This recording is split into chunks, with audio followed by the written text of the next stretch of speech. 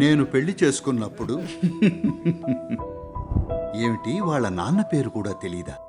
ఎవరో ఏమిటో తెలియకుండా పెళ్లిలా చేసుకుంటావు. నేను పెళ్లి చేసుకునేది అమ్మాయిని మాత్రమే అన్నాను. సాంప్రదాయ వివాహం మంచిదా లేకపోతే బార్లో కలుసుకుని పెళ్లి చేసుకోవడం మంచిదా అనే ఈ చర్చ అంతా పెళ్లిళ్ళు స్వర్గంలో జరుగుతాయంటారు. కానీ మీరు మీ జీవితాల్ని నరకం చేసుకుంటున్నారు.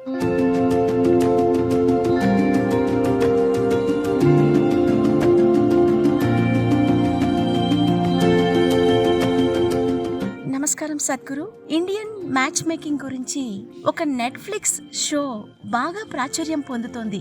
అయితే సాంప్రదాయ వివాహాలలోని వెనుకబడిన ఆలోచనల గురించి విమర్శలు వస్తున్నాయి.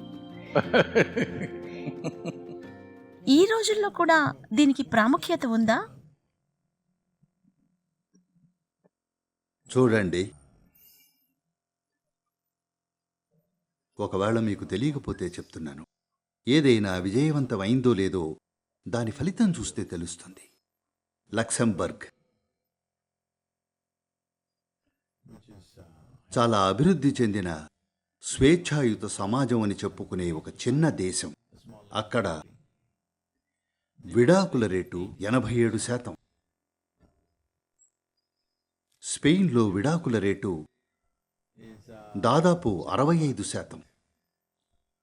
రష్యాలో 51%, అమెరికాలో 43%, ఇండియాలో 1.5%. మీరే ఆలోచించండి ఏది బాగా పనిచేస్తోందో. ఎందుకంటే పెళ్ళి అంటే ఎలా జరిగింది, ఎవరు అరేంజ్ చేశారు అన్నది ముఖ్యం కాదు. మీ తల్లిదండ్రులు అరేంజ్ చేసి ఉండొచ్చు, లేదా ఏదైనా వెబ్సైట్ అరేంజ్ చేసి ఉండొచ్చు, డేటింగ్ యాప్ అరేంజ్ చేసి ఉండొచ్చు, లేదా మీరు మత్తులో ఉన్నప్పుడు బార్లో కలుసుకుని నిర్ణయించుకుని ఉండొచ్చు, లేదా మీ అయోమయ స్నేహితులు అరేంజ్ చేసి ఉండొచ్చు, లేదా అయోమయమైన మీరే అరేంజ్ చేసుకుని ఉండొచ్చు. మొత్తానికి అది ఒక అరేంజ్మెంటే. కాబట్టి బాధ్యతగా ఆలోచించేవాళ్ళు, వివేకవంతులు అరేంజ్ చేస్తే మంచిది. సంప్రదాయ వివాహం అంటే ఏదో బానిసత్వం లాంటిది అనే ఈ ఆలోచన అది పరిస్థితులను బట్టి ఉంటుంది. ప్రతి చోట చెడ్డవాళ్లు ఉన్నట్లే కొన్నిసార్లు మీ తల్లిదండ్రులు కూడా స్వార్థపరులుగా ఉండొచ్చు.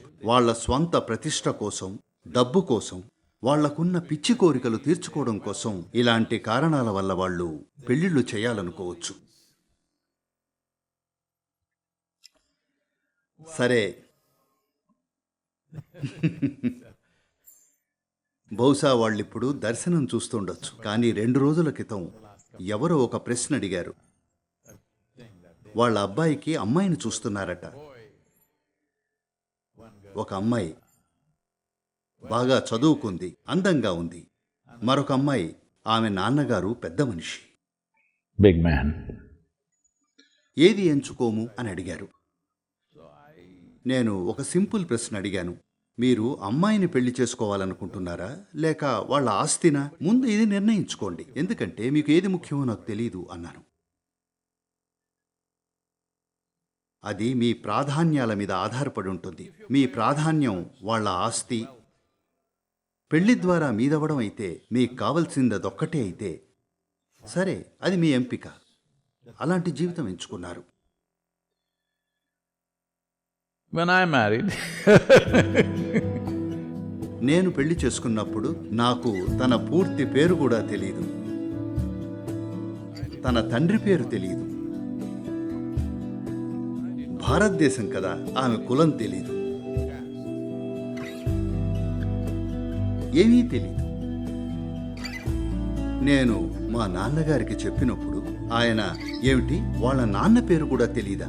ఎవరో ఏమిటో తెలియకుండా ఎలా పెళ్లి చేసుకుంటావు అన్నారు.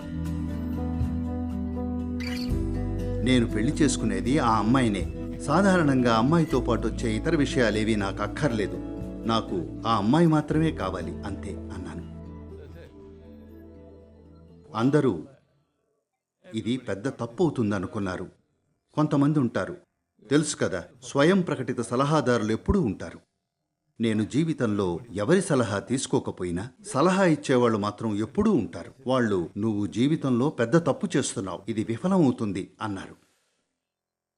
I said, whatever.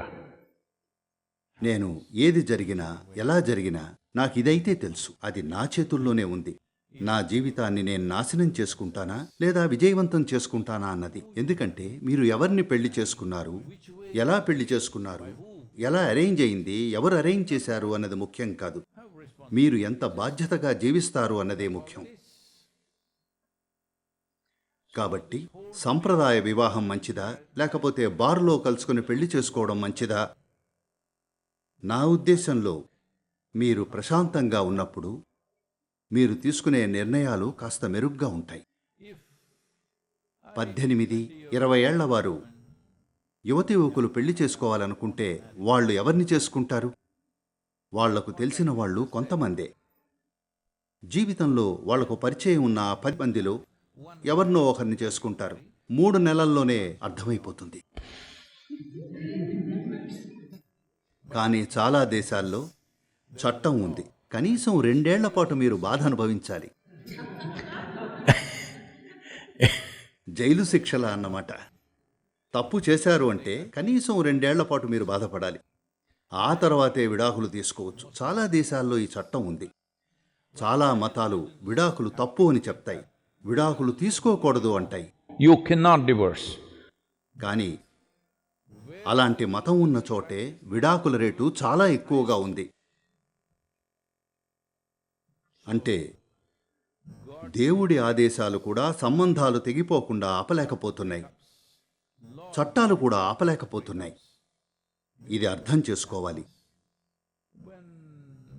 తల్లిదండ్రులు అరేంజ్ చేసినప్పుడు చూడండి, మిమ్మల్ని చిన్న ప్రశ్న అడుగుతున్నాను, మీరిది నమ్ముతారా?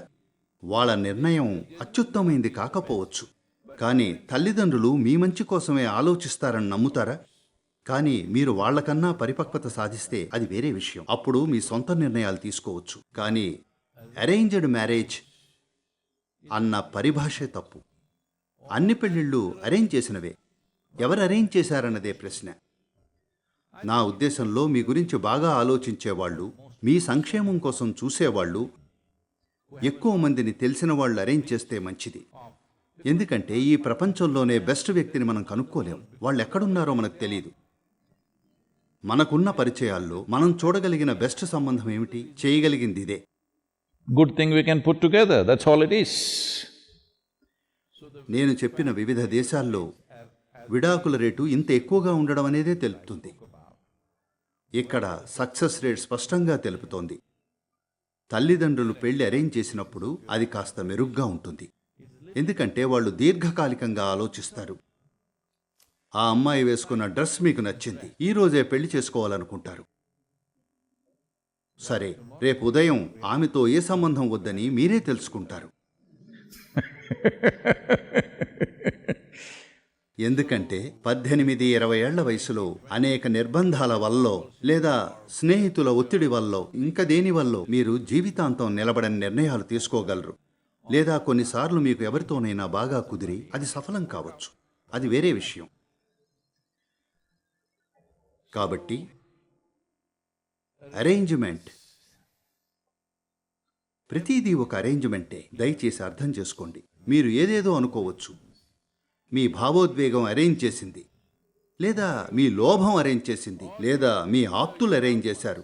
ఏదో ఒకటి లేదా ఎవరో ఒకరు అరేంజ్ చేశారు, అవునా? ఇది ఒక అరేంజ్మెంటే. దాన్ని ఎలా అరేంజ్ చేసుకుంటారో అది మీ ఇష్టం. ఇలా చెయ్యాలి అలా చెయ్యాలి అని నేను చెప్పడం లేదు. కానీ మీరు ఎలా చేసినా సంబంధంలో బాధ్యతగా సంతోషంగా ఉండండి. మీరు పెళ్ళిళ్ళు స్వర్గంలో జరుగుతాయి అంటారు, కానీ మీ జీవితాల్ని నరకంలా మార్చుకుంటున్నారు. పెళ్ళిళ్ళు స్వర్గంలో జరుగుతాయి. అందుకేనేమో చాలామంది త్వరగా స్వర్గానికి వెళ్ళాలనుకుంటారు.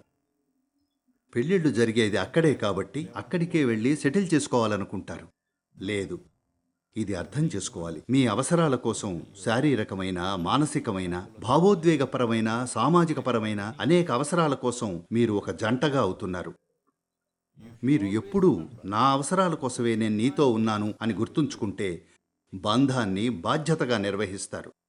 మొదట్లో అలానే ఉంటారు. కొంతకాలం తర్వాత అతనికి లేదా ఆమెకే మీ అవసరం ఉందనుకుంటారు. అప్పుడు ఎలా తోస్తే అలా ప్రవర్తించడం మొదలు పెడతారు.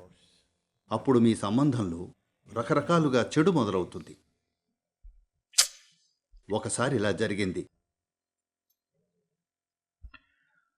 ఒక యువకుడికి చాలా చిన్న వయసు అమ్మాయికి నిశ్చితార్థం జరిగింది.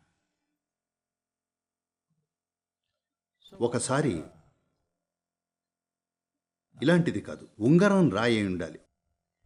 ఉంగరం పెట్టిన తర్వాత ఆ అమ్మాయి అతని చేయి పట్టుకుని, నువ్వు నా మీద ఆధారపడొచ్చు, నీ బాధలు, నీ కష్టాలు, నీకు ఏ సమస్యలు వచ్చినా నాతో పంచుకోవచ్చు అంది. ఆ అబ్బాయి, నాకు ఎలాంటి బాధలు, కష్టాలు, సమస్యలు లేవు అన్నాడు. అప్పుడు ఆ అమ్మాయి, అరే ఇంకా పెళ్లి కానేలేదు అంది.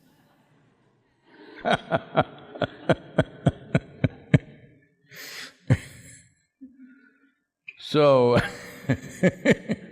మీరు బాధలతో, కష్టాలతో, సమస్యలతో నిండి ఉన్నారని, మీకు ఆధారం కోసం ఎవరో కావాలని అనుకుంటే సమస్యలు తప్పవు.